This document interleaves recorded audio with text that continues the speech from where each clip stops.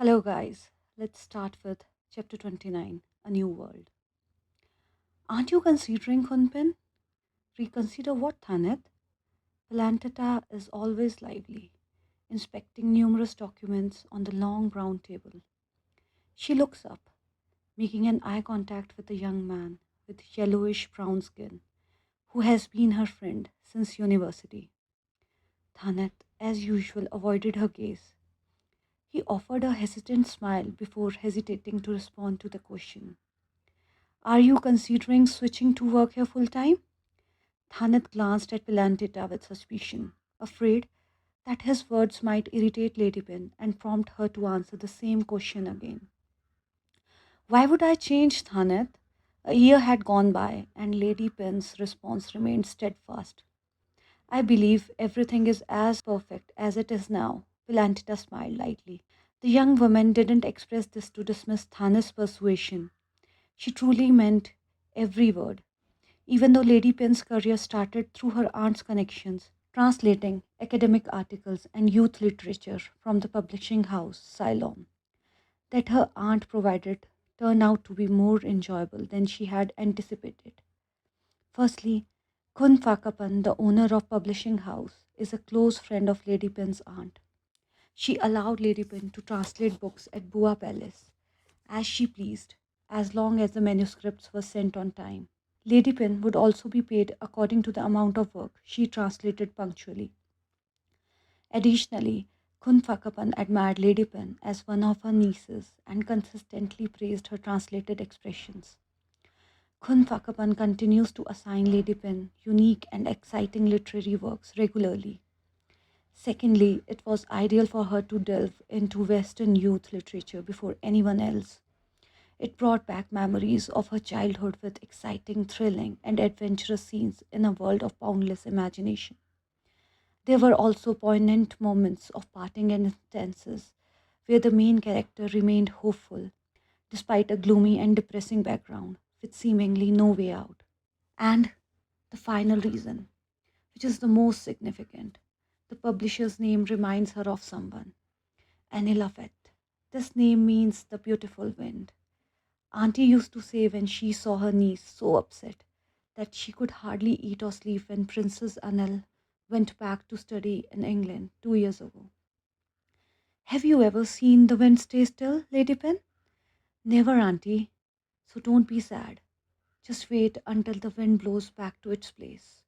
Up until now, Pelantita still remembered how sweet and gentle her aunt's voice was when saying this sentence. Those words would be the most beautiful comfort in Plantita's life, second only to Auntie's warm hug on her father and mother's cremation day. Auntie's embrace on the rainy evening, which turned Plantita's parents' body into ashes, is considered a comfort in Plantita's life that can't be compared to anything else. Not only did she provide her with a job, but her aunt also invested in buying a new European car to replace the old one, similar to Chow Kei, so that Pilantita wouldn't feel inferior to her co-workers when Peepum sent her to the workplace. Her aunt even decorated and upgraded the reading room to a modern, luxurious office for her, sparing no expense, allowing her niece to spend most of her time sitting and tirelessly translating articles. So why shouldn't Lady Pin love this job so much? I already guessed that you would answer like this. The young man smiled dryly before secretly giving a long sigh. You know the answer and will still ask, Pilantita said, laughing. Why do you want me to work here full time so much? Well, so we can keep each other company, the young man whispered in the next sentence. Sitting and working with these aunties make me feel aimless and unexplainable. Hearing this, Plantita could only chuckle quietly, considering her senior colleagues would worked as administrative and accounting officers in the publisher. Most of them were middle-aged women with stern expressions. Consequently, the office had an atmosphere resembling a solemn and gloomy school of therma practice. Following Plantita's advice, Thanet applied for a job as a proofreader at this publishing house. The young man was the only friend in the group still unemployed, as Suni and Shada had business at home waiting for them. Thanet was very happy when he received a job recommendation letter from Pralantita. Even though it wasn't the job position of his dreams, like an editor, it was a first step, better than being unemployed at home. Importantly, it was also the only opportunity he would have to meet Lady Pilantita, whom he had secretly loved.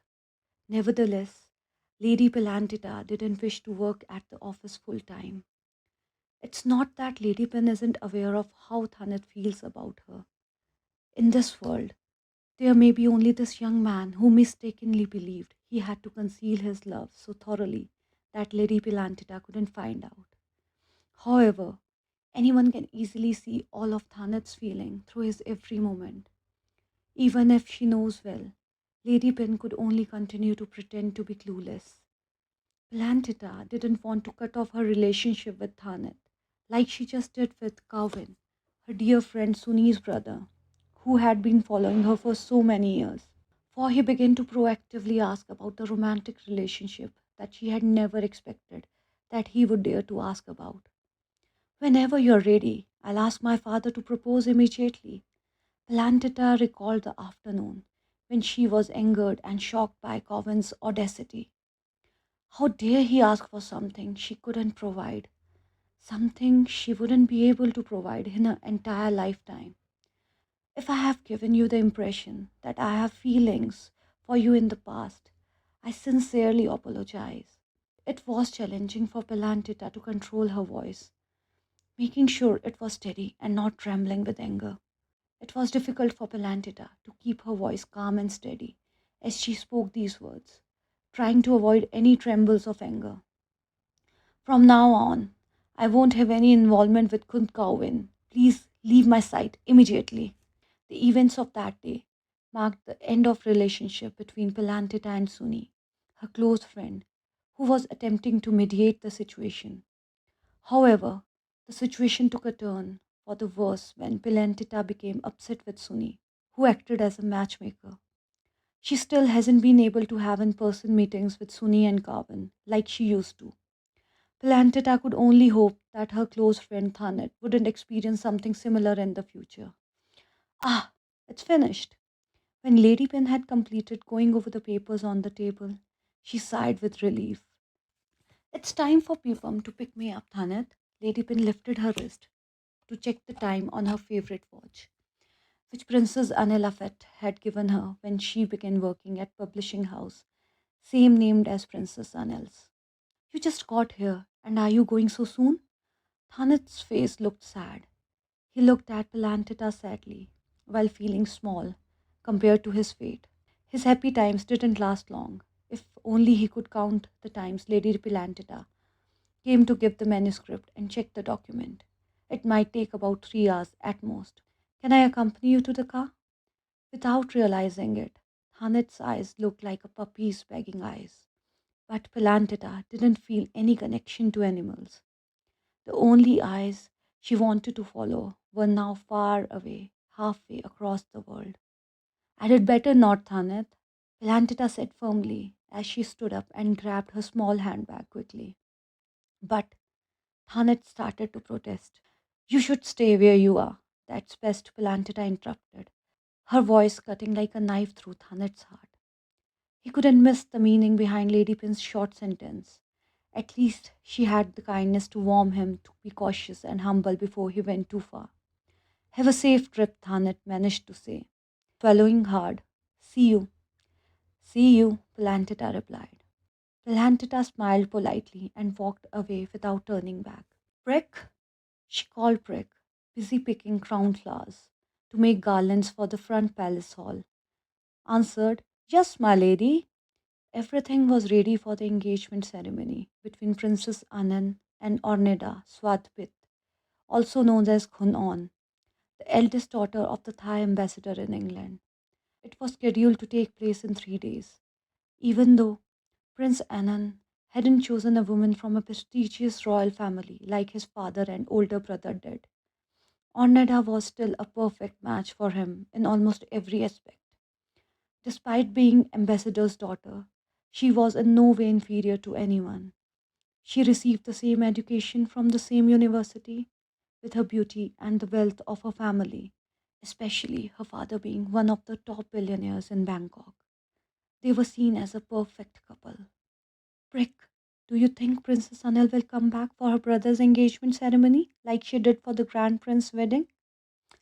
Lady Pilantita asked absent mindedly as she skillfully made the uba garland. I doubt it, Prick replied, glancing at Lady Pilantita's face with uncertainty, worried that his hesitant words might hurt her feelings. Princess Anil will graduate in just 3 or 4 months. She planned to come back immediately after finishing her studies. Also, this event is only the engagement ceremony for the Vice Prince, not a full wedding like the Grand Prince. So, it would be hard for Princess Anil to make it back for the Vice Prince engagement, Prick explained. You're correct, Lady Pilantita sighed heavily, realizing that her hopes of seeing Princess Anil again soon were fading away. Lady Pilantita wouldn't stop herself from hoping that Princess Anil might attend the Vice Prince engagement ceremony and surprise her once again. However, Prick seemed to be more realistic, except Prick's voice suddenly became enthusiastic. Except what? Lady Pilantita asked eagerly, matching Prick's excitement. Maybe Princess Anil graduated early? Pilantita considered Prick's suggestion before letting out another sigh. But if that's true, she should have mentioned it in the letter. But she didn't. Just wait a little longer, my lady. Prick offered some comforting words to Pilantita. In less than 4 months, Princess Anil will return. I know, Prick, Pilantita replied, trailing off. I have been marking the calendar every day. The sad expression in Lady Pilantita's eyes worried Prick, as he knew how much Princess Anil meant to her. Prick, did you know that Konon, a close friend of Princess Anil? Yes, my lady, Rick replied swiftly.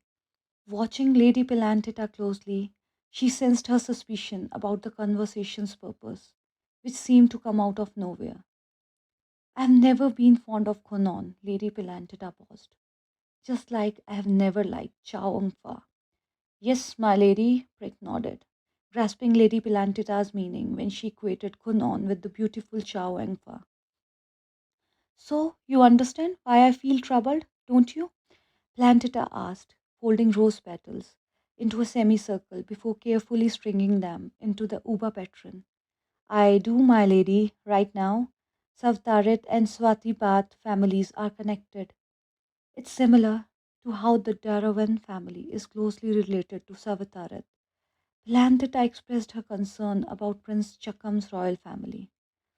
I'm just a cassette from the family at the end of the royal line, not comparable to anyone else. Being a cassette, what does it matter, Lady Pen? I myself don't come from a royal family like anyone else. My surname is short, like Preacher. But I believe that surnames don't affect the love and kindness Princess Anil has for me. Lady Pen spoke as if you don't didn't know Princess Anil well enough. Rick remained silent.